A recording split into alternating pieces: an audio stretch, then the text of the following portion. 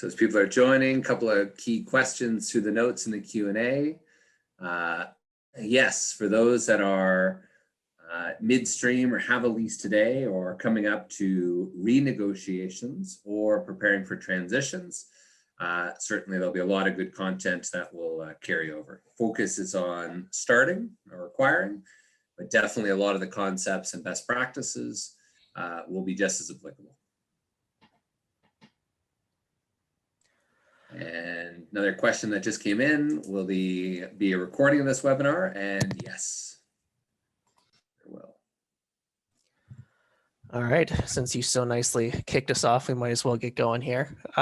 Good afternoon, everyone, and welcome to the Henry Schein Dental Academy webinar series. My name is Adam, Marketing Specialist, and I'll be your moderator. Today, we're welcoming back Eric Pook and special guest Bernie Marcotte, who both represent Cirrus Consulting Group. Before we get started, a few reminders. At any point during the webinar, we do encourage your participation. If you have any questions, please type them into the Q&A section of your control panel, and we'll answer them live at the end of the presentation. Henry Schein is not offering CE credit for viewing or attending this presentation live or on demand. And this webinar is sponsored by Henry Schein's Dental Business Institute, as well as Cirrus Consulting. Eric, it is all yours. Adam, always a pleasure. Thank you, sir. Good afternoon or good evening, everyone. Thank you so much for attending. I was just reminiscing with Adam not long ago that, it was over a year ago, we started the concept of being able to help doctors through the unprecedented times as things were all locking down and everyone was working remotely and shutting down and laying off staff, etc. And it's amazing to see how far we've come. So yes, as some initial questions have asked, in terms of a format, as well as some of the concepts tonight, it will certainly be applicable to all aspects of the lease negotiation, not only just on the new start, but also certainly very applicable to the renewal as well. So we've got a really all new content and great new information to share to really talk about what we've seen throughout all of North America in terms of seeing the responses from landlords, what is happening from a leverage perspective of the dental office tenant, which in my opinion, is one of the best times to be a dental office tenant, as well as talking about those that have that Rockefeller glass half full, invest in unusual times.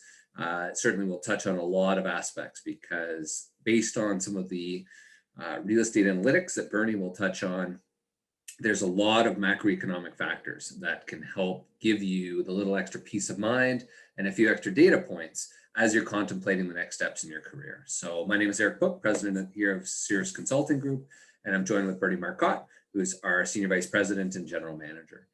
So just to get a quick sense of the room, and we'll customize some of the content. Adam, if you're able to pull up the poll, we just want to get a sense in terms of what is the status of your current situation. So it should pop up on your screen now.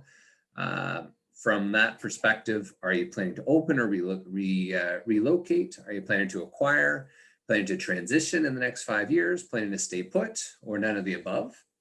And just to get a sense in terms of intent, your purpose of joining today's webinar.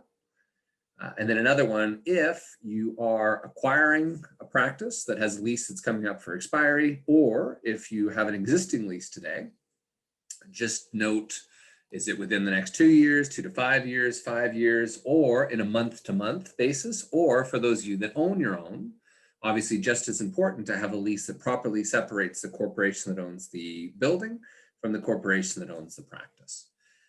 In addition to that, there's also requests for those of you that aren't sure about, am I paying fair market rents today? Or if you haven't had your lease professionally reviewed, question 5, by clicking yes, that'll register you for a complimentary lease review with myself or Bernie or one of our team. We'll give that another quick minute for everyone to fill out.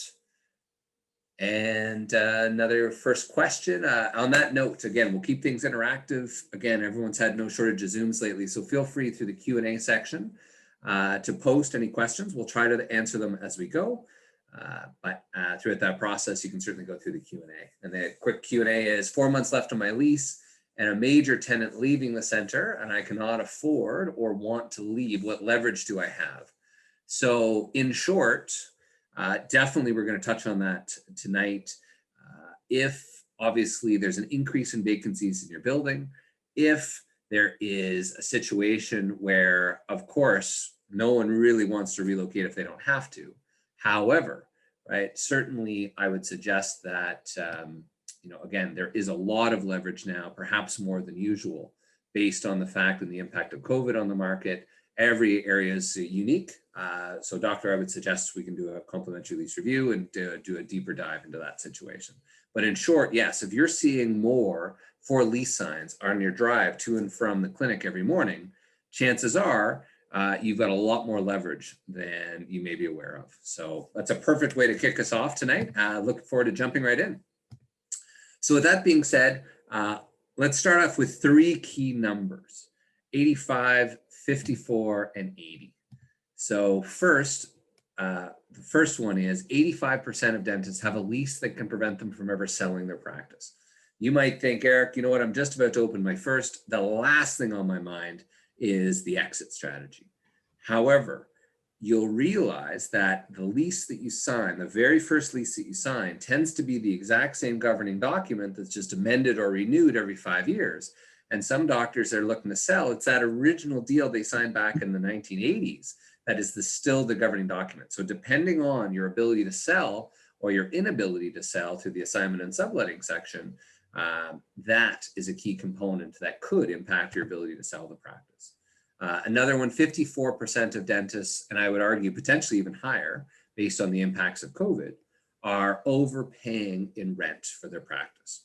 Now, this is fairly usual, especially for a doctor, if you've just renewed your lease time and time again, or if you've never had the proper data or analytics to determine what is fair rent, then chances are you might be overpaying market. And last, 80% of landlords structure their leases to give them at least 50% of the proceeds when the practice is sold. So that can be seen through the consideration language, or if the landlord is entitled to any of that consideration, cash or otherwise, in alignment with the assignment or sale of the lease and the clinic. All right, so let's jump in, shall we?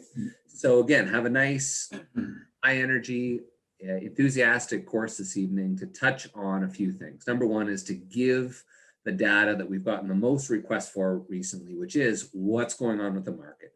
There's so much fluctuation, there's so much change that we're going to highlight a few different areas since the one we did last month, which Bernie will touch on.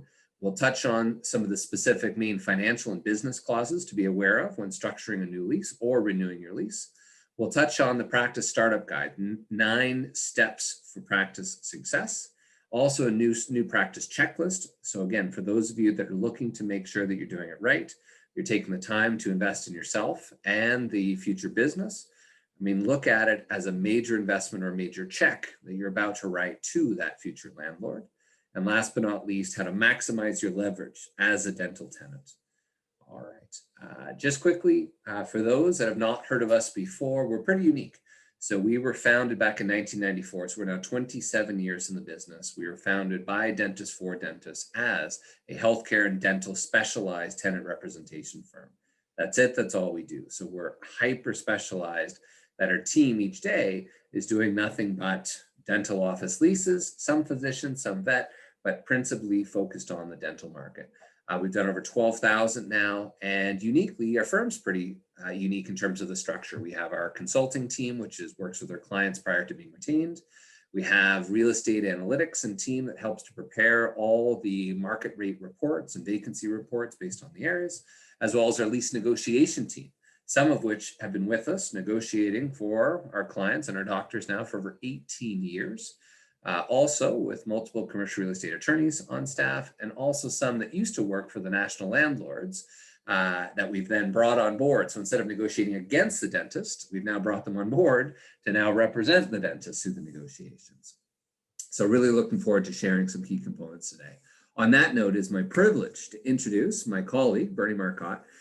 Bernie, we handpicked out of the real estate industry. He was instrumental with working and managing one of the largest firms, the Cushman Wakefield offices throughout North America. So on that note, I will pass it over to the one and only Mr. Bernie Marcotte. Well, thanks, Eric, and thank you everyone for the opportunity to speak with you. Throughout the day in anticipation of the presentation today, I was supercharged as I started thinking about the opportunity that lies ahead for you.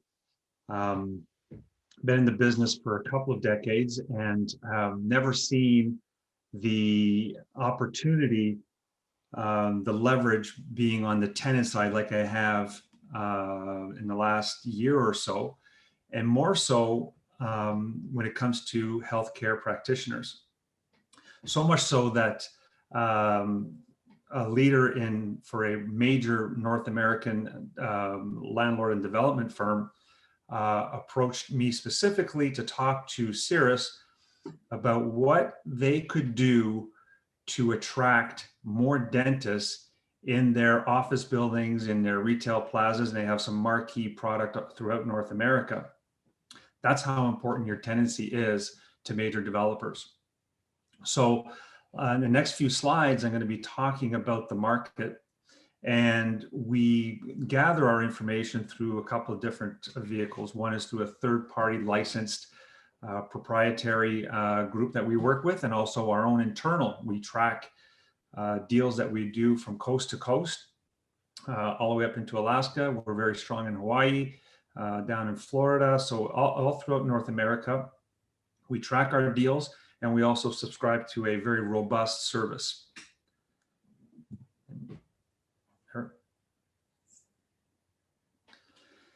So for the legalese, just to let you know that none of us have a crystal ball. If I did, I would probably be sitting on the beach in the Bahamas. But just to let you know that there's no magic formula. These are the information that we're in the forecast that we're about to provide you are based on an aggregate of, like as I mentioned before, third-party licensed service that we subscribe to, and our own internal data that we track.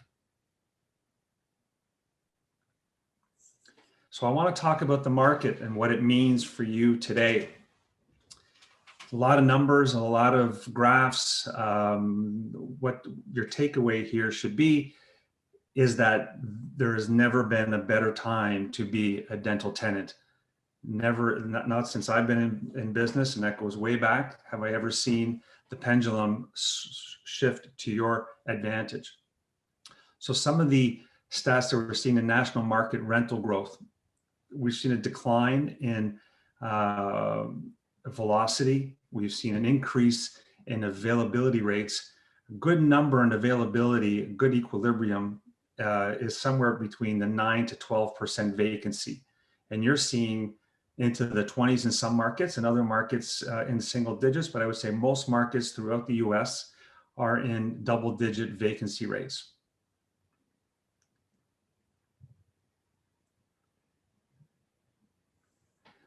Leasing activity, to no surprise to anyone, since the start of the pandemic, leasing activity has decreased. And what that means for you as a tenant is that landlords are starving. Not all, but most are starving, and they're looking for your tenancy.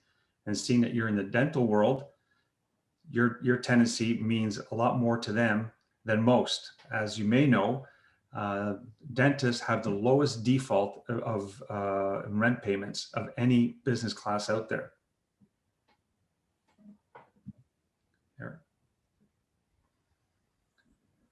So the national vacancy rate versus the rental rates.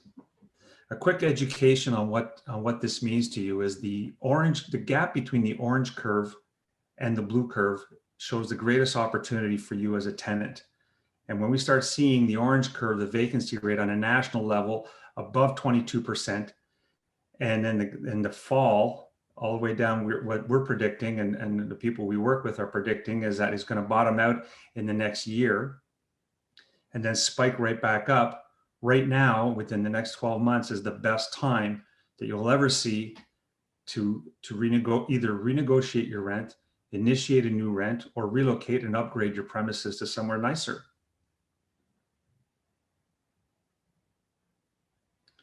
And taking a look at a couple of different markets, I'm astonished at places like Nashville, which has vacancy rates in the in the mid 20s and still having rents hovering in the $30 range.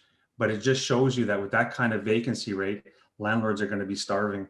They'll be starving for tenancies. Scottsdale, Arizona, home of the Talavera Steakhouse, one of my favorite places to eat out in the desert. Vacancy rates, again, up into 22%. But what's important here is that big delta between the orange line and the blue line. The rents, we predict the rents will be going up, and that's only normal. That's just economics 101.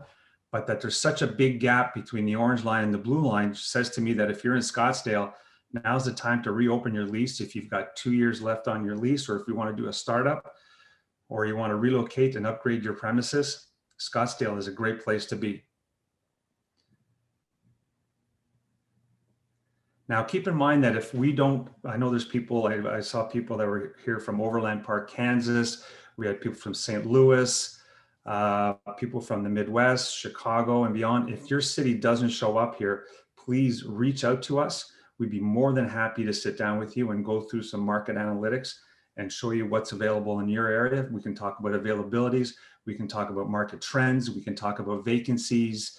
We can even go down, and I'll show you a little bit later on, we can deep dive into specific buildings and give you the DNA of a building, like how long product's been on the marketplace, the vacancy rate for a particular building, or what your neighbors are paying, and on and on.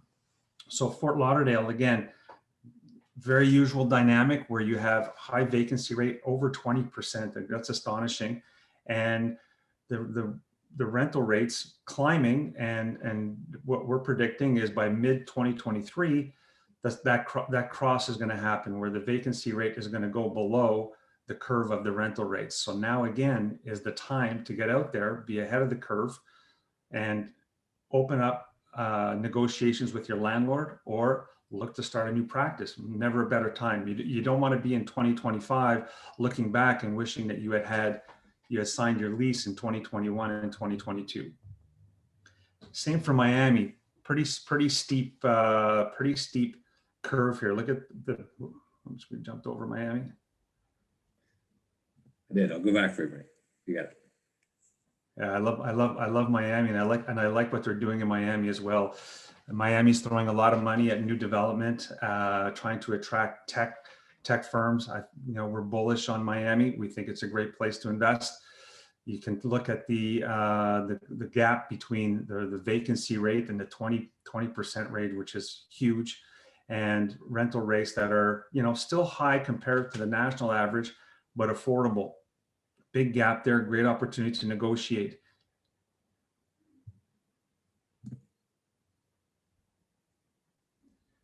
And San Diego, where we transact quite a bit on the West Coast, San Diego is a fantastic market.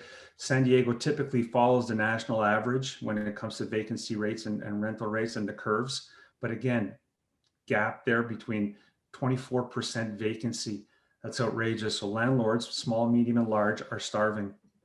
But as we saw before, and the original quotes at the beginning of the presentation, big landlords are investing billions of dollars in repositioning assets that they had that were once office buildings or strip malls, and investing them into medical office buildings. They call them MOBs, medical office buildings.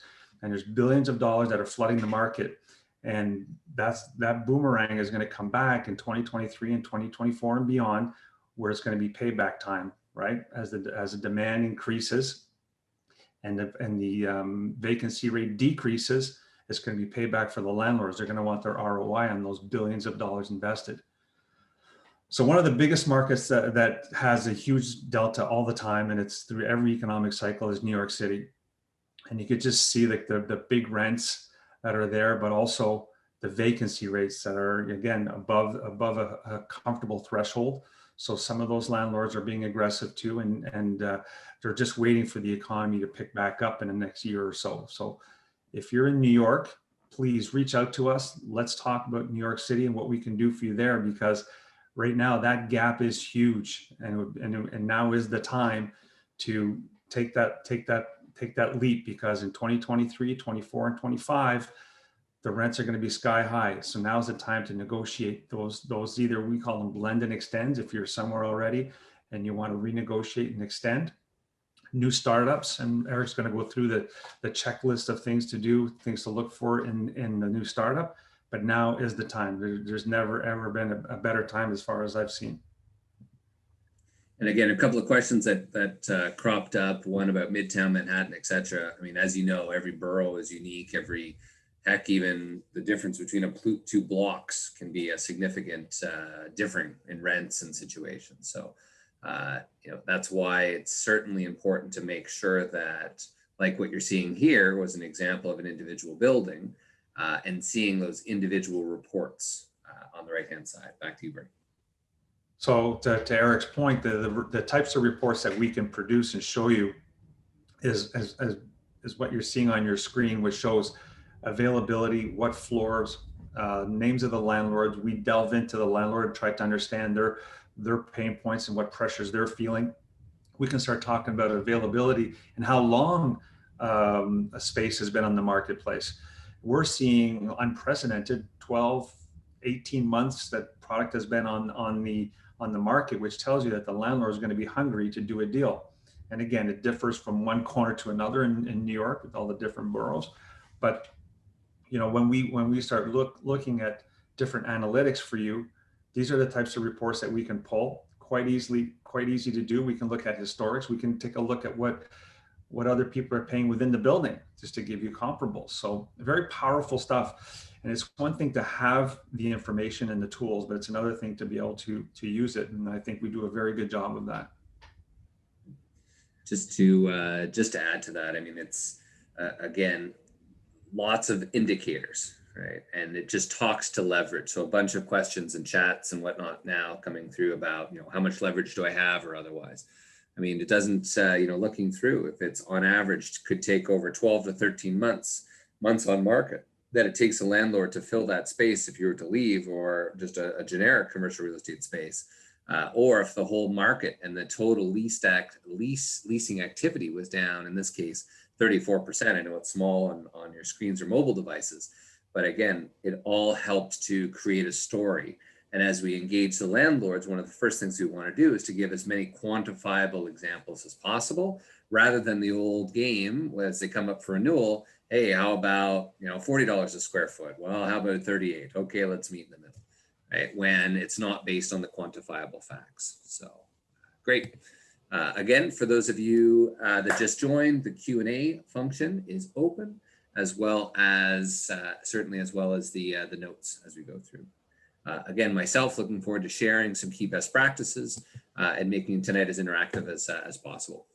Okay, so on that note, let's jump in. So one of the typical questions we get for those doctors looking to either renew or especially sign a new lease, let that be to acquire and assign a new lease, or to be negotiating their first lease, or building out a de novo or a second de novo or third.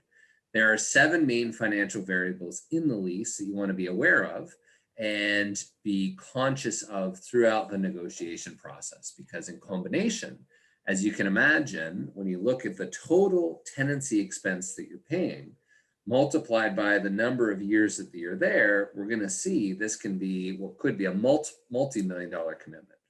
But to break them down, number one, base rent. Base rent is at a high level. Obviously, everyone focuses on base rent. With the right data, the right local data gives you a huge advantage as it pertains to negotiations, because now you're dealing with facts with the landlord. In addition, annual increases. This can vary.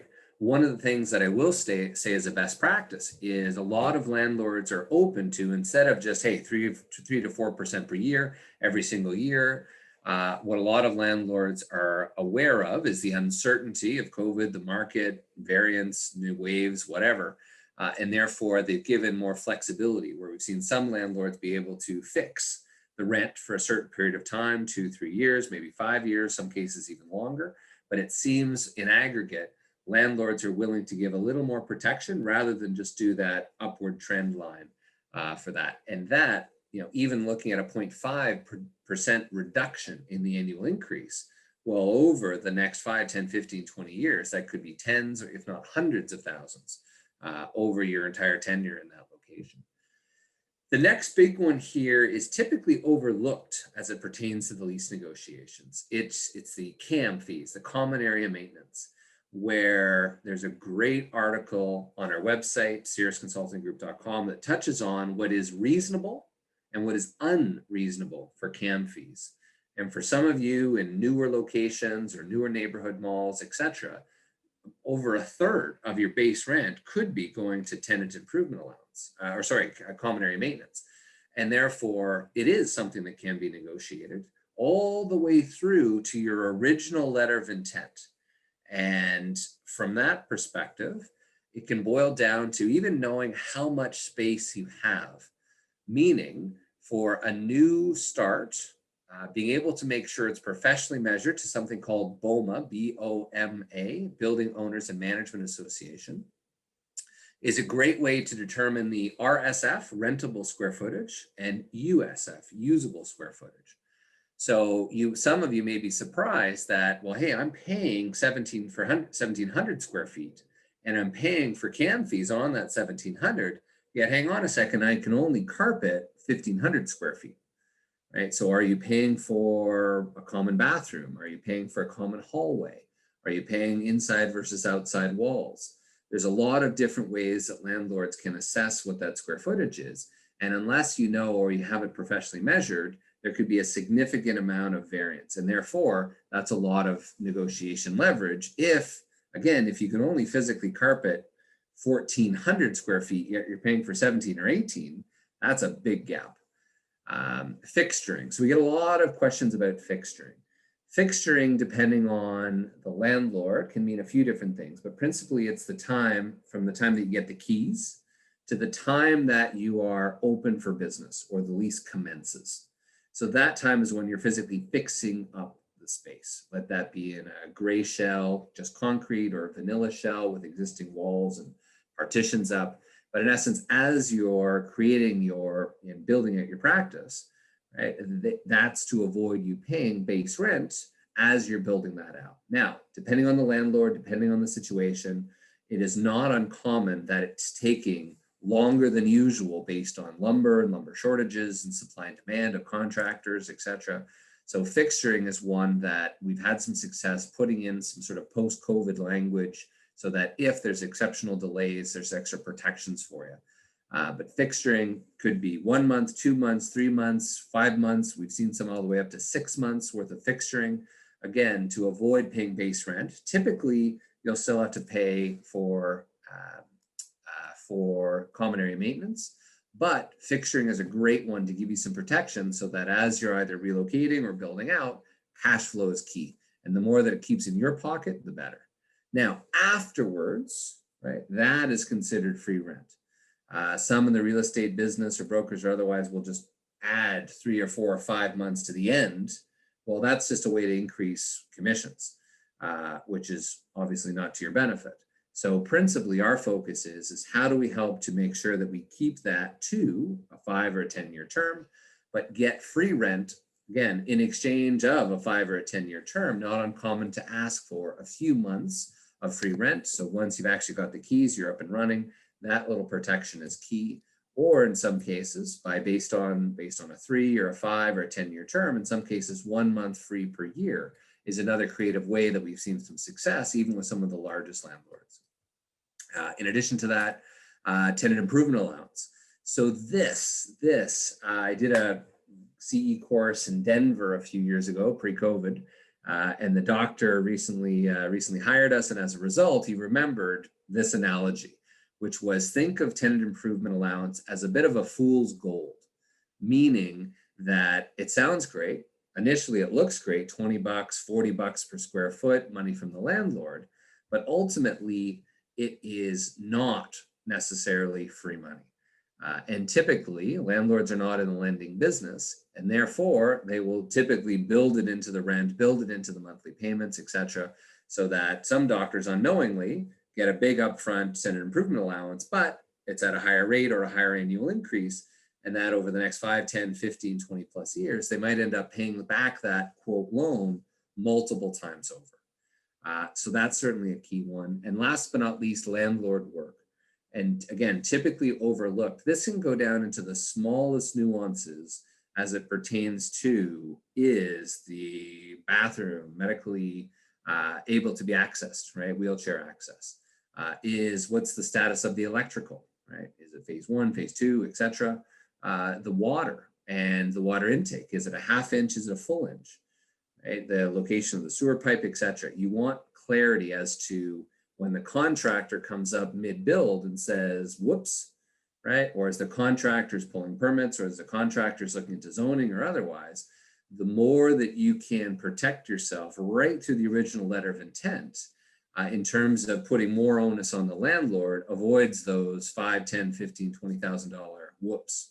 So again, the attention really is in the detail to make sure that you've got a very comprehensive approach, even to the very beginnings of that letter of intent. And that's another big misnomer. A lot of, had a great conversation with the doctor today who's just about to finalize the letter of intent and realized that it was missing a big portion of the things that she was very concerned about. So this is a great one that really touches on the structure of that. In addition, let's talk about now the practice startup guide, 9 key steps for success.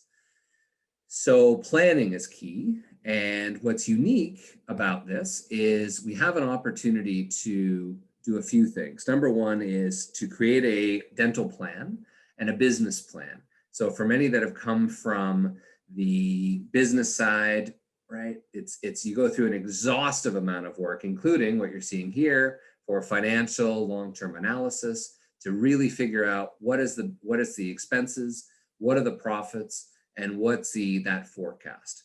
And of course, for many, as a result, it's a core component to make sure that you're protected. So let me just jump back for a second, including here, making sure you've got the right team in place and the right professional team, making sure location, negotiating all the terms and the letter of intent right from the beginning, going through the drawings, going through working with the Schein team, working with a whole variety of resources to help make sure that you've got the right approach. In addition, right, making sure that all the business clauses are done, right? You've got then to site selection, preparing for opening, and then obviously having a great grand opening to open your doors. So we've got some great articles. Let us know. We're happy to provide that for you. In addition here, we have this. This was a simple example of looking at a $5,000 monthly rent expense and looking at an annual increase of 3% per year. Now, again, this is just for illustration purposes, but you can do it on your calculator. So this is one that I love. So just on your iPhones, for those of you that are following along, take a $5,000 a month, right? Or $6,000 per year, 60,000 rather, right? And simply take the 60,000, right? Multiply by 1.03 or whatever the annual increase that they're about to propose for you, and then just click equal. So there's your 1, 2, 3, 4, 5, 6, 7, 8, 9, 10. Keep it a little interactive.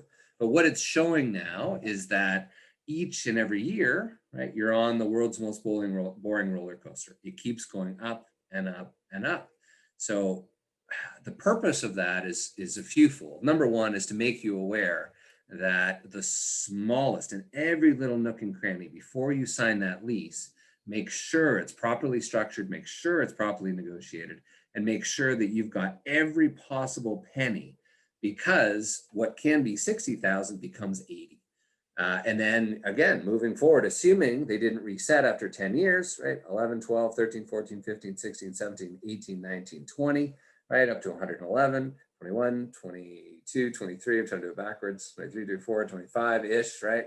So interesting to see that on average, doctors are in the same location. In many cases now, national average is about 26 years. So running that through, here's an example that over the first 10 years worked out to be 687,000, assuming the landlord bumped the rent at year 11 to 85,000, increasing at 3% a year. The next 10 is 974, sorry about that. And then last, right, the remaining from year 21 to year 30 is an extra 1.2 million. So that over the next 30 years is 2.9 million just from a simple $5,000 a month in rent. So if I may, the devil is in the details, and don't just focus on the base rent. There is a whole cornucopia of other specific components that you want to make sure you have structured and structured well. Okay, so again, any questions, feel free as we go through.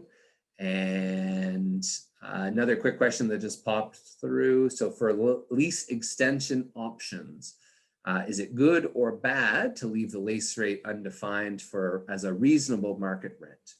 So I'll circle back on that when we get to the renewal strategy. But in short, it depends, right? Obviously, if you've negotiated for what the rental rates will be at the option period, that's nice because at least you know.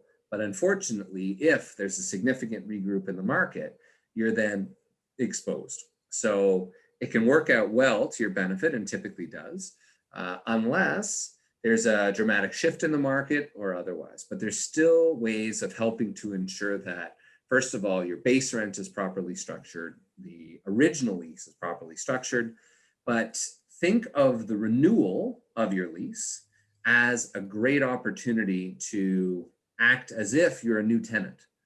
Right? So instead of exercising that option, which we'll touch on, maybe to look at it from a new perspective, right? Look at it as if you're a new tenant to sign a new 10-year term with 2 5-year options.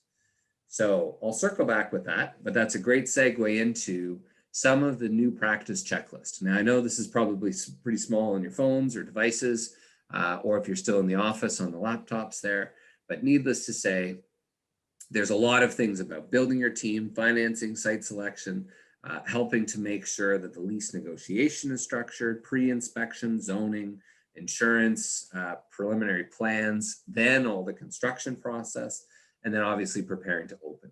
So one of the first things that you want to think about is how do I assemble my professional team, right? Who's going to help with the lease, right? Do I need someone to be able to help source and turn the key and show me some locations?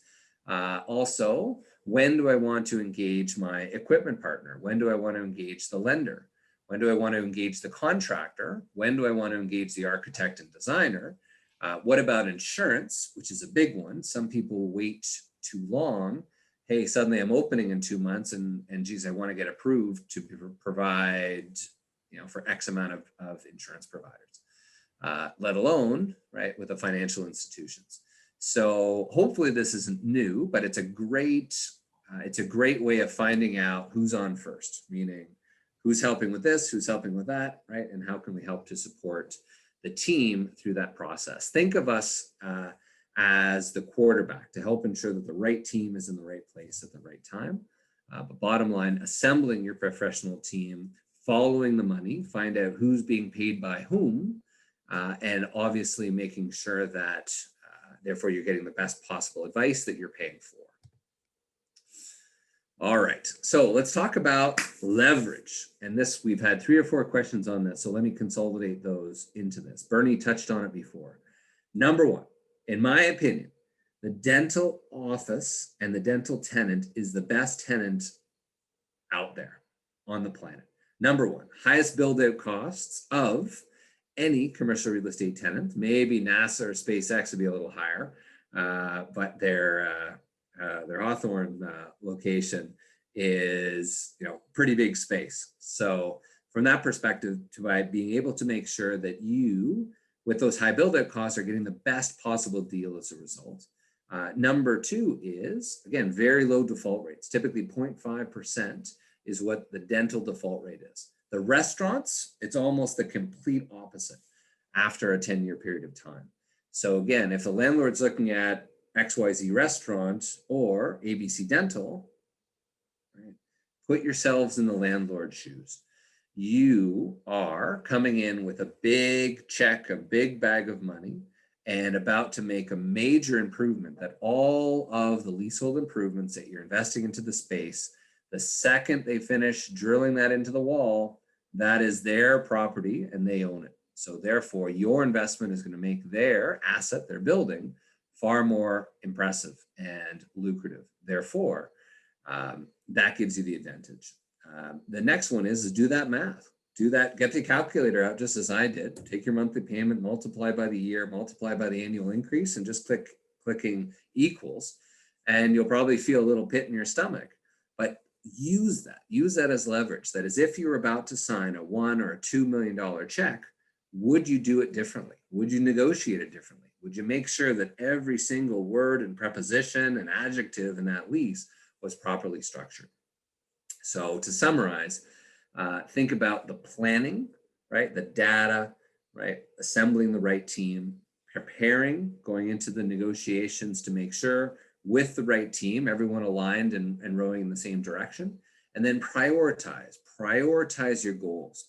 Are we able to wave the magic wand and get you 100% of what you're looking for?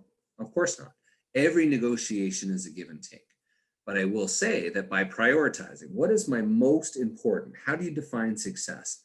This is my must-haves in terms of the new lease, such as exclusivity. I want to be the only dentist in that mall, and I definitely don't want another GP opening right next to me, right? So that's exclusivity, right? What's most important? Maybe a personal guarantee.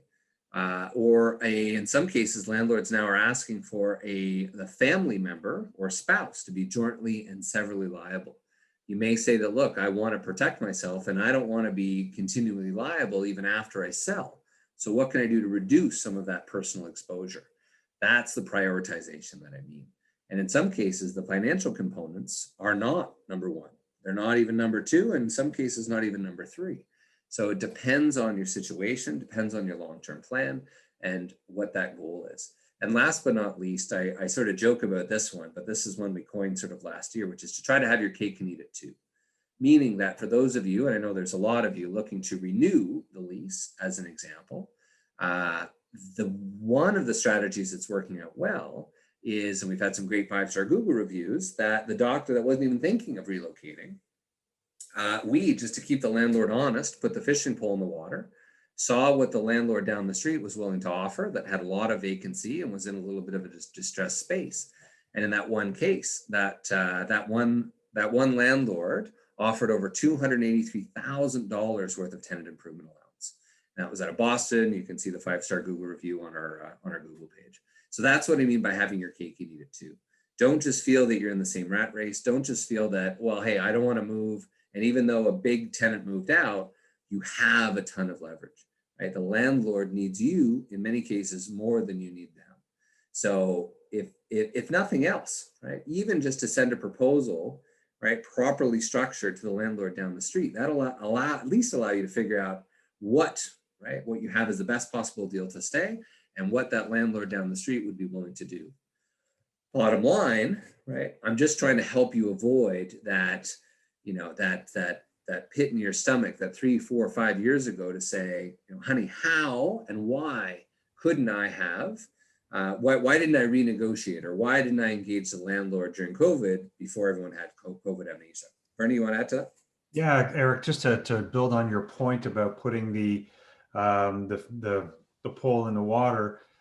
Make no mistake that landlords, even though they're competitors, word gets out that you're looking around. You've created a competitive environment, even though they're competing for your business and they're supposed to be arm's length apart. But people talk, and we know this from experience. I know this from having been on the landlord side at one point, where I knew if my tenants were looking, if they were shopping around, so that got me to sharpen my pencil a little bit more. So it's very common practice. It's done in it's done in residential, it's done in commercial, it's done in industrial, certainly done in healthcare. And I encourage you to do it. I encourage you at least to explore and let the world know that you're open for business. It's a key point, right? Landlords, in our opinion right now, are doing two things. We're seeing landlords that are being very, shall we say, obtuse or enterprising, realizing that they have to make their mortgage obligations. They look across their tenant mix and say, who can I squeeze the most before they leave me? Right? And unfortunately, they know the opportunity cost to pick up and relocate the practice. And therefore, unfortunately, it's that medical dental tenant that typically is the one that the landlord may come back. We saw one with an over a 4D, excuse me, 40% increase in the renewal rent, purely because the landlord needed to cover the costs and needed to try to find a way that, because the doctor missed their option to renew deadline, right, therefore they had to structure a new lease, and they came back in with an incredibly high proposal. Or what some landlords are doing is obviously realizing the value of a dental office tenant, and therefore being far more flexible with those terms. But in any case, very important that you've got the data, you've got someone in your corner, and someone that's willing to spend the 20, 30, 40, 50 hours of back and forth with the landlords or brokers or their lawyers, etc., to help make sure that even from the very beginning of the letter of intent is structured in such a way to maximize your leverage, avoiding things to be in a binding letter of intent, which basically means that you're committed to that location even before you've even seen the lease. There's a lot of unique components that you just want to be aware of going into.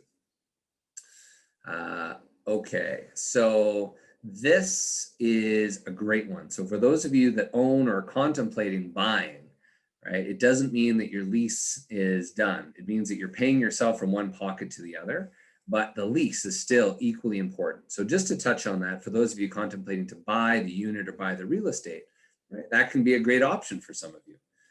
However, right, what's unique now is it does and will take up a large amount of financial investment. And right now, cash is king. Rates are low, but certainly the banks are typically very nervous, and it's a lot more difficult to get a new practice loan, plus buying the real estate, especially if you don't have many years of business experience under your belt. That's number one. Number two is becoming a landlord. Which obviously that gives you some advantages, but it also gives you some disadvantages, right? All the things that you just pick up the phone and call someone for today, that's now on you, let alone if it's an older building or asbestos or other issues, right? It can create a whole kettle of fish. You can earn some rental income, which can be beneficial, but, right, you could also have one of the other tenants come in with a plunger and say, hey, right, my toilet's backed up, and that suddenly become your problem. Obviously, then there's flexibility and freedom, right? Now, the benefit of leasing in comparison, you again have the flexibility to be able to relocate if that location doesn't work out. If you've bought the building and the practice and you built it out, you're pot committed there for the foreseeable future. So that's certainly something to be aware of. In any case, in either case, the lease is necessary, especially even if you own, to separate the practice that owns the building, the company that owns the building from the corporation that owns the practice. Right? So that lease is still specifically needed in place. Especially ask yourself, look, what is the state of your estate? Heaven forbid you were to pass away. If you've got a mixed ownership, let's say your spouse owns part of the building, and let's say your niece or nephew owns part of the practice. If you were to go, now suddenly you've got some challenges between, right, your spouse that owns the building, and now suddenly there's no lease, or it's a poorly worded lease. The more structure you have, the better it is for the value of your building, value of the practice, because it's clear, it's straightforward, there's a history, and it helps to make sure that there's a clear delineation of costs between the two, and obviously backed up with a solid lease. All right, now, another key components are, how do I structure the lease post-COVID-19? And then we'll go to some Q&A in just a moment. So another quick question that came in, why is it common practice for the dentist to carry the main bulk of the space, tenant improvement cost, while it all goes back to the landlord when the dentist leaves? That's a beautiful question. Unfortunately, the landlord is the lord of the land. And the net of it, it's not what you don't get what you deserve. You get what you negotiate for. So it is common practice that you cover the build out because it's you that are looking to build out that space. But if you're about to invest, $500,000 into building out a beautiful new clinic, the only real protection you have is to make sure that you've got a beautiful ironclad lease agreement that makes sure that you can be able to get that value back upon the eventual sale of your practice. But you're right, if you were to leave, if you missed your option to renew deadline, or if the landlord found you in default, which unfortunately many have found themselves throughout the portion of the last year, then it does create a very difficult situation where you can lose out on a lot of that. So you're bang on, right? You look at the amount of investment you're about to do, and to make sure that your lease is equal to that in terms of seeing every single aspect to give you the maximum amount of benefit. So many doctors just assume, okay, I guess I'm going to have to spend $250 a square foot to build out a new space, and I guess the lease is the lease. No, no, right? Don't fall into that trap. Bernie, Tad? Yeah, there was a question about tenant improvement rates, and the one thing I will say is, I think you can pretty much get what you want from a good landlord, but always remember that they are borrowing money to lend you money, so that they are going to take a cut above the bank rates. And we're seeing very low interest rates now, but we're also seeing tenant improvement, the cost of money being in the double digits. So it's not always to your advantage. So the long answer is that you can get as much money as you want from a lot of landlords, but they're going to make money on the money that they're lending you. So I'm not sure if it's always to your advantage. And on that note, there's no shortage of banks these days, with the Feds not even thinking about raising rates, was the last I heard. But as it stands, the banks are certainly very aggressive to catch up on lost time from last year for new starts. So B of A, for example, I know they have some key incentives or otherwise to look at, to make sure that just look at all your different options before making that final commitment, because you're right, by taking $20 per square foot now, how much more are you going to end up paying for total tenancy cost over 5, 10, 15, 20 years? So let's look at some of those risks. So perfect segue here. In short, a lot of people ask, well, hey, are you rewriting the lease based on pandemic language? And in short, no. But many landlords are now understanding the uniqueness of statewide shutdowns, et cetera, or delays in the build out. And yes, we have seen success with adding in some additional termination rights throughout the fixturing or build out periods to ensure that, again, you're protected. So if there's another lockdown, if there's, who knows what happens, but if there's things outside of your control, we have seen landlords be open to making sure that you're not just forced to start paying rent if in the event that you are not ready to go, or there's external factors. Alterations is another big one. Some doctors throughout COVID built out or brought contractors in. They started to section off individual operatories. They impacted airflow unknowingly. And also, unfortunately, they did not alert the landlords of those alterations. Therefore, they did not receive approval. And therefore, that then puts them in conflict with the lease. So ask yourself, if you did make any changes to your space, even things as simple as, temporary measures that might block off the airflow or impact smoke detectors or otherwise. With that, if you didn't get the proper approval, then check that alteration section of your lease. In many cases, most can't make even the most cosmetic changes without that approval. Other components now, top of mind, death and disability. Please, doctors, remind yourself that every single person should be very rigid to make sure that you have a dental specific death and disability language. Take that away as a key action item to make sure that, heaven forbid, if something were to happen to you, that would give you the ability to help protect yourself and, more importantly, your estate, that, heaven forbid, again, if you were unable to practice wet finger dentistry or were to pass away, that lease is typically binding to your successors or heirs. So be cautious with just that next renewal if you don't have some of those protections. Also, if you were to leave the space, a lot of the leases that you're about to sign, you're about to invest $300,000 or $400,000 to build out a new space. Be careful. A lot of the leases, the landlords will require you to remove all that on your exit upon if the landlord requests it, in terms of surrender or restoration language. So imagine that, insult to injury. You finally have to leave, but you have to incur another $5,000, $10,000, $15,000 of demolition expense as a result.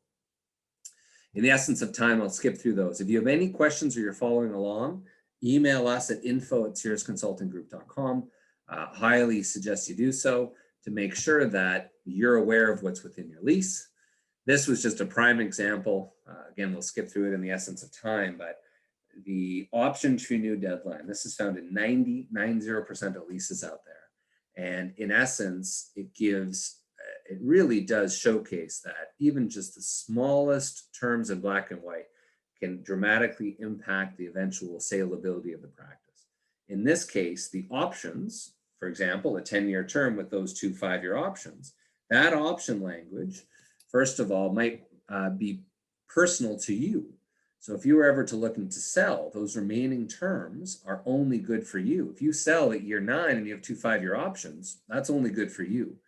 The new buyer will have a lot more difficulty getting financing if there isn't term or remaining term on that lease and you've just handed back all control back to the landlord. In addition to that, the landlord could be able to propose a whole new standard form lease. So even though you just got a great new lease negotiated, they can come around with whatever they want or whatever the new buyer of the building wants and put that in front of you when you come up for renewal. And this one, third one down, in no event shall it be less than the rent paid during the last year of the original term. So congratulations, doctors, right? You are again on that world's most boring roller coaster that keeps on going up and up and up, right? With no ability to improve it. It's a gift to the landlord. This was a key example, again, of a doctor that sent this to us that went for their renewal, opened a beautiful practice, 5 years in, right? Forgot and missed the option to renew deadline.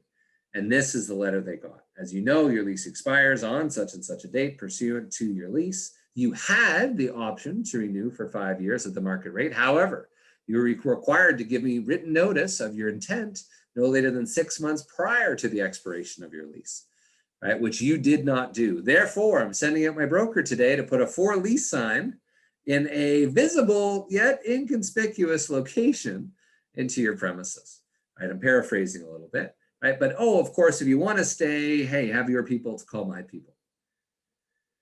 This should get the hairs on the back of your neck up, because unfortunately this happens all the time. So the 2 key things to put into your phone tonight are, number 1, when does the lease expire? And when is your option to renew deadline? And ideally you would have the negotiation done prior to that option to renew deadline. When's the best time to start the next lease renewal for those of you that are renewing your first leases or second leases? Typically 24, in some cases now, about 30 months prior to the expiry.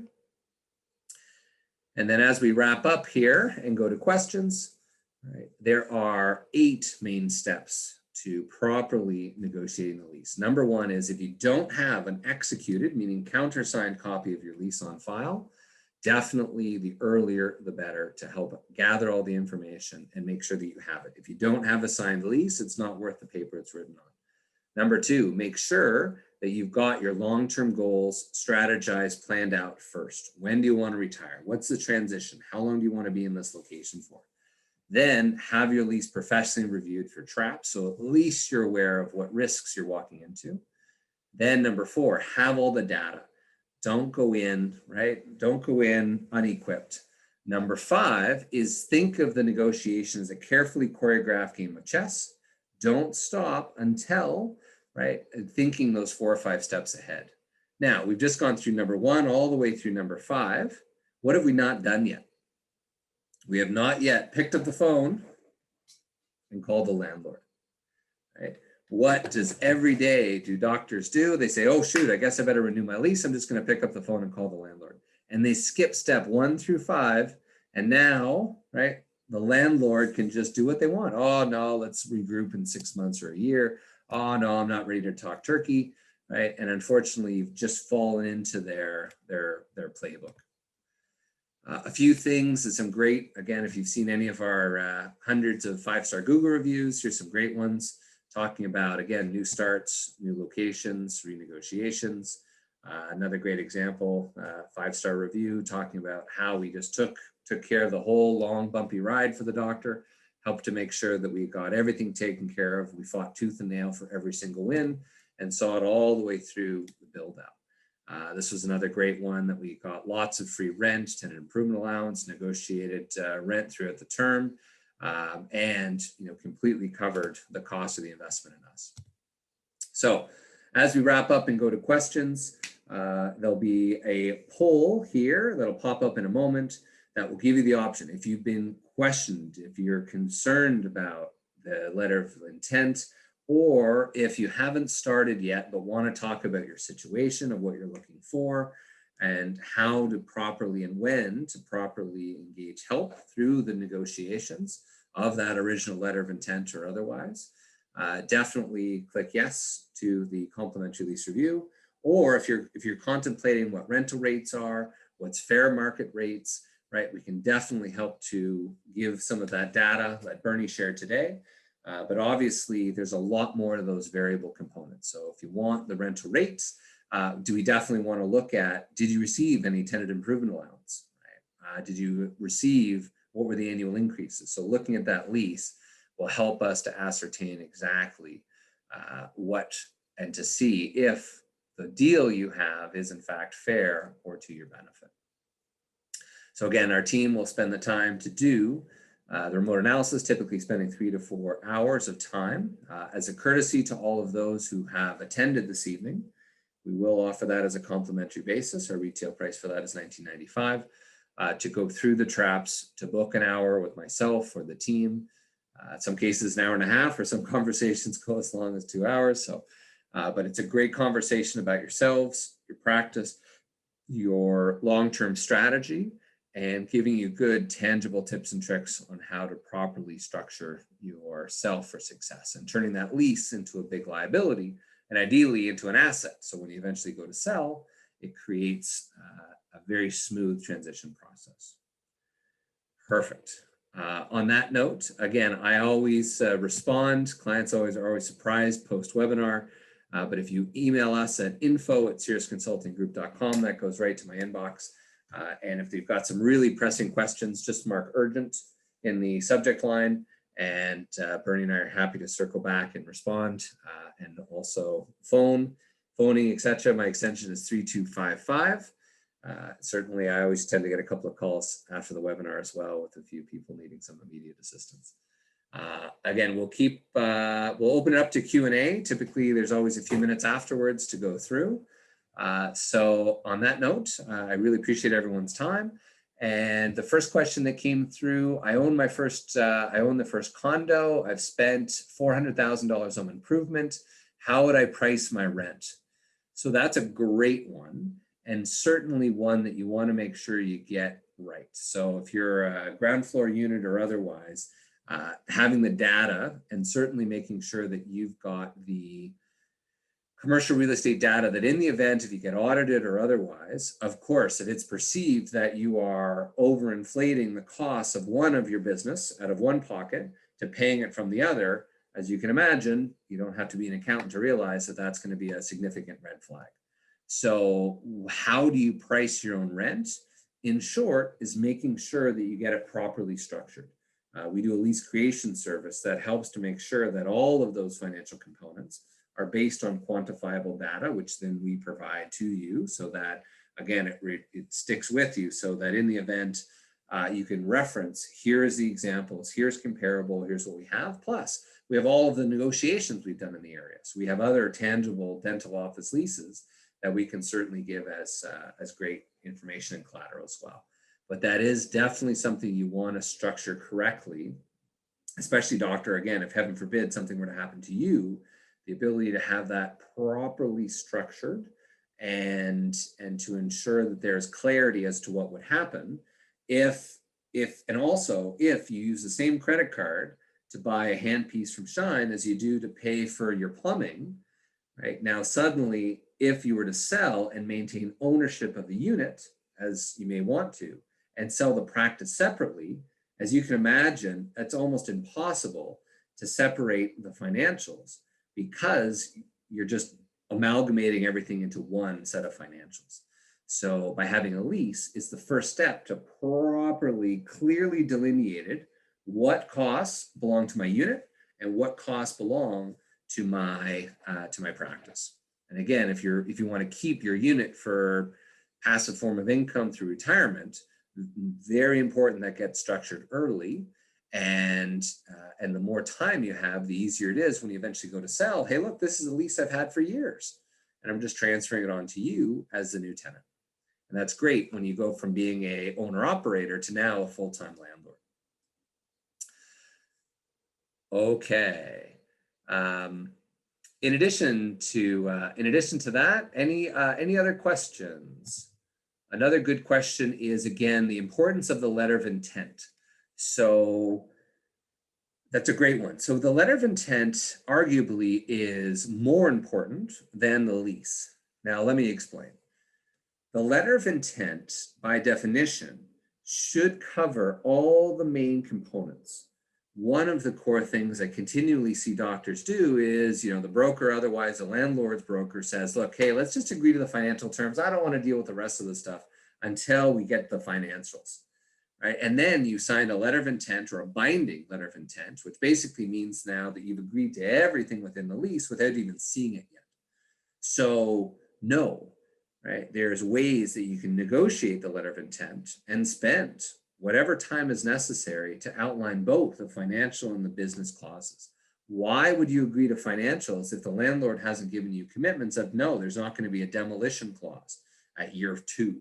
There's not going to be a relocation clause starting day 1, where the landlord has the right to move your practice to any other location in the building, right? So the letter of intent should be very comprehensive and should cover those dozen or 2 dozen major business components, dental specific language, to allow you to bring in, for example, associates or independent contractors as a result.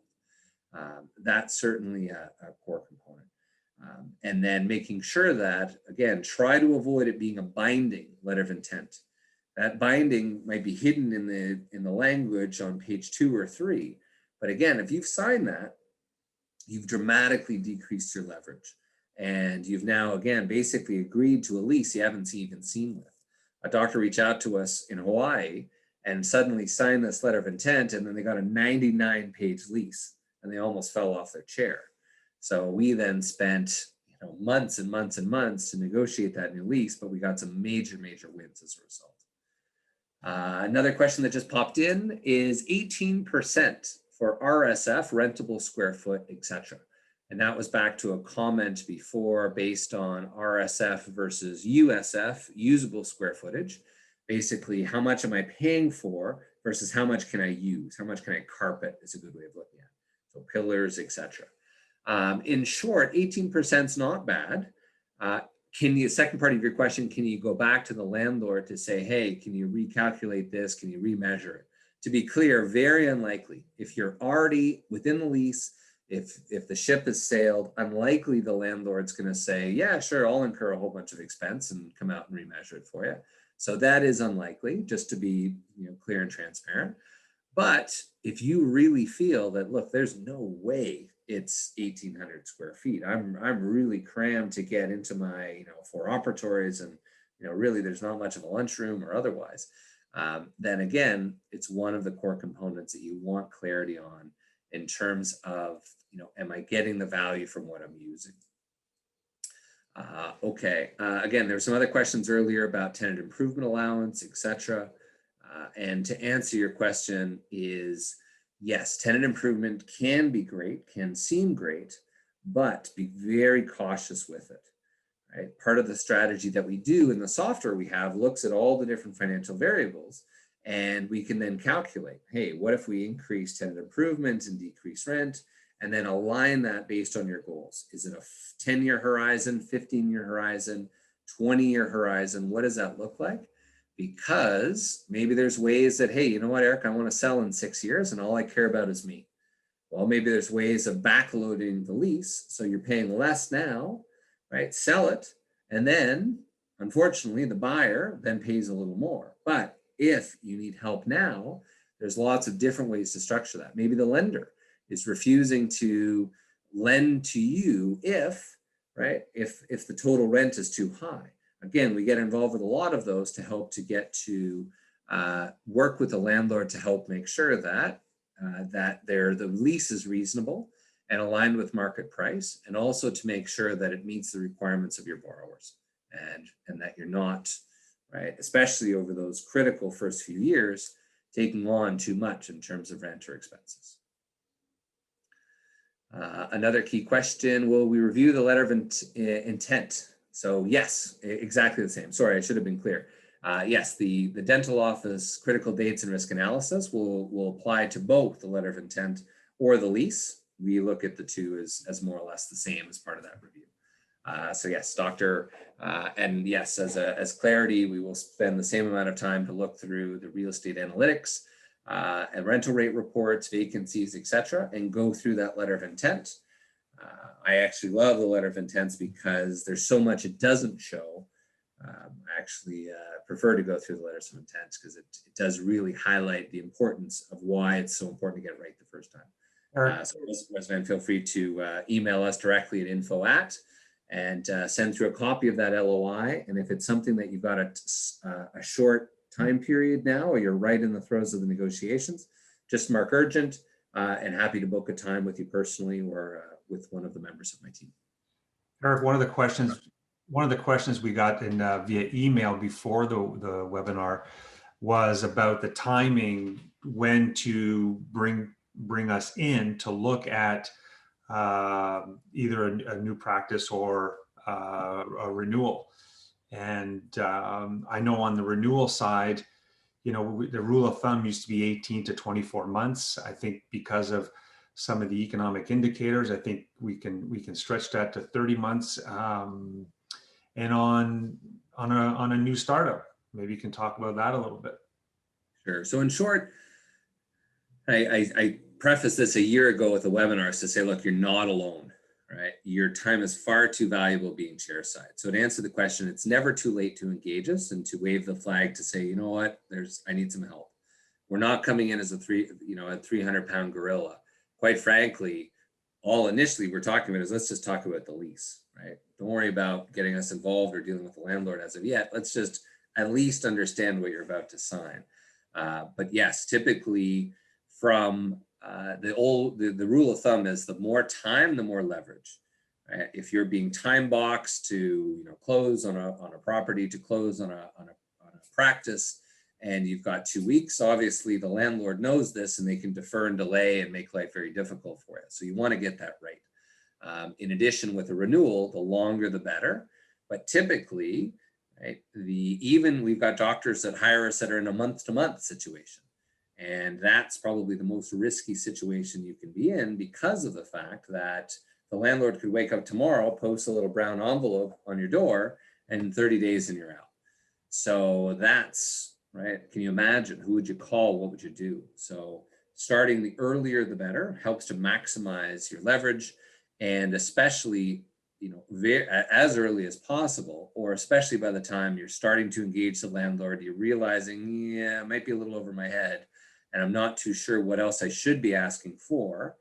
Even if you've done 2 or 3 times with a broker, again, it's never too late to engage some professional assistance. And quite frankly, any of the brokers or landlords that are dealing with the franchises or otherwise, they're never dealing with the tenant directly anyways. There's always some sort of representation. Here's the first call this evening. There's always some sort of representation. I said after the webinar. There's always some sort of representation as it pertains to making sure that the lease is structured correctly. So yes, the earlier the better. Hopefully that answers the question. Again, for those of you looking for to call me afterwards, it's the 1-800 below, and then extension 3255 is my extension. And to the person that just left me a voicemail, I'll certainly follow back with you as well. Great. I know we've gone a little over time. Adam, we always appreciate that. I'll give it one extra moment for any additional questions as we go through. I think there was one as well. First time questioner ever. Well, we can't end on that without answering that. So the doctor here, let me just get the full screen. So what do you do when those who contact you first for advice, renter, when possibly the owner of the building engages you for strategy later? First time questioner ever. So let's see here. What do you do when those who contact you first for advice, the renter, when possibly the owner engages you for strategy later? Okay. So you're saying, what if a doctor reaches out to us and then the landlord reaches out to us later? Well, basically by definition, we're a tenant representation firm. In the rare cases, we work with a landlord, it's principally because it's a dentist that's used us before and now is transitioning and has become a dental landlord. So from that perspective, you know, our goal is to help make sure that we have the most tenant-friendly lease possible. So from that perspective, no, we don't get calls from landlords that says, hey, can you help me out with my dental tenant? That the landlord wants to do it themselves or have their lawyer to help to, you know, structure that. So we don't see that as a concern. And it's not like we're trying to play both sides of the fence, right? I think you're thinking more of a broker, right? The broker's being paid by the landlord, a percentage of those, whatever you're going to pay. And they have a secret agreement between themselves and the landlord that you're not privy to. And who knows if it's 10 or 20 or $30,000 that they're being paid. They're your tenant representation, but they're being paid by the landlord. So hopefully that reiterates the point that yes, you need someone that you're paying for, that you're going to have the advantage for. And when we deal with the landlord, they love it because we say, look, we've been hired by the doctor, paid by the doctor. We're not looking for commissions, and we're here just to structure a good long-term deal. So whatever you're about to pay for XYZ, we'd much rather see you, Mr. Landlord, pass on any of those savings in terms of helping the doctor save money. So Eric, there's a really good question that came up. What are the red flags in the lease that are deal breakers? Bernie, I think we could be here till about 2 o'clock in the morning if we did that, Eastern and Pacific time. So there are so many, and the one thing I can share with you is I've been involved in a couple of thousand leases on the commercial side, and since I've been with Cirrus, as Eric had mentioned earlier on, I've been with the firm since late November.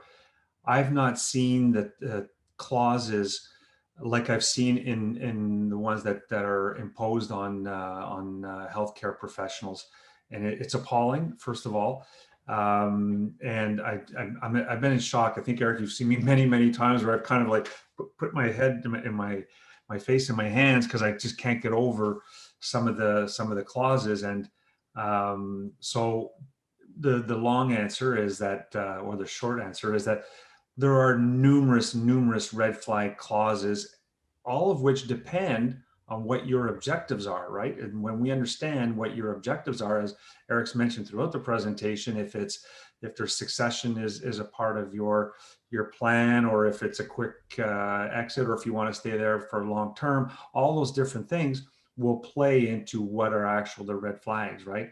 One of them is not money. Money is, as Eric mentioned before, often is the second, third most important thing, right? So it all comes down to what your strategy is, long-term or short-term, and then we can figure out which clauses will be red flags for you.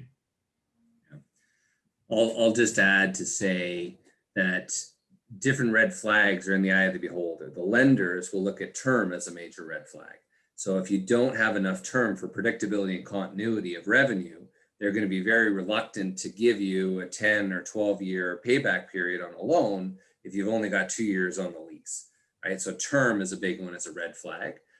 Also, big ones obviously are demolition or relocation rights. If the landlord has the ability to walk in tomorrow and say, hey, we're putting up a condominium, month 2 in your lease, major red flag. There's lots of other little ones, hours of operations or use provisions, or all sorts of others as it pertains to surrender, restoration, right of first refusal, right to purchase, etc. Again, as Bernie said, it really depends on what is in your must-have bucket in terms of, right, what would be red flags that could impact those, exclusivity, etc. One additional one that just came through as well is a dentist now who's looking to move into a space that was previously occupied by a dentist. Is that more straightforward in terms of TI or otherwise? So if I have that straight, that's basically you're looking to open a new clinic. Obviously, a fully built out one, great, you can save yourself some money on it. And that typically is correct. With that being said, definitely, again, the devil is in the details. What is the condition of that space? You're typically going into an unknown. I mean, if you've got a 20 or 30-year-old dental practice, Do you have to redo the plumbing? Do you have to redo the vacuum lines? What works, what doesn't? And is it going to be up to snuff and code and otherwise? So there is still a lot of leverage because the dentist is going to want to fill that with another dentist, of course. But if they don't fill it soon enough, they'll gut it and return it to baseline condition. To answer your question, it tends to actually, in some cases, be a little more complex because it's not like we're starting from scratch, empty concrete box. We're now starting from something that was built out, and what happened, right? Did the last doctor default? Did they walk away? Did they run into financial trouble? You know, what is that? Is that stain the landlord's perception? What are they looking to get for rent? Are they looking to squeeze the next tenant because they feel that, hey, I've got a fully built out clinic, I can charge an extra 20% in rent? And then again, what's the condition of it? What happens if things go wrong? If the last doctor did the midnight run and some of the equipment is left over, who owns that equipment, right? What is considered a trade fixture? What is considered owner occupied, considering you're going in and the chairs are already there? So again, I would suggest certainly raising your hand for a complimentary lease review or emailing us at info@, and that will help to assess the details of what the status is of that potential and vacant dental practice to move into. So again, it tends to be a little more complex than it does be simple. Great. Adam, I know we've gone over time. I can't thank you enough for allowing us the opportunity to help answer some of these first-time questioners ever and others to help cover some of these key questions. Some great questions, great engagement, great involvement. Bottom line, hats off to every one of you, right? You're not alone in this. You're doing the right thing. You're educating yourselves.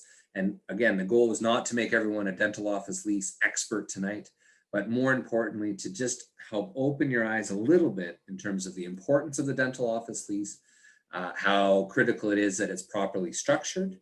And it's far easier to get it done right the first time, to do a proactive investment when you're about to start a new long-term marriage with the landlord. It's far easier to do it then than it is 5, 10, 15, 20 years later. Great. Mr. Perfect. Sweet. Thank you. Great content, great questions, great answers. Appreciate the time as always.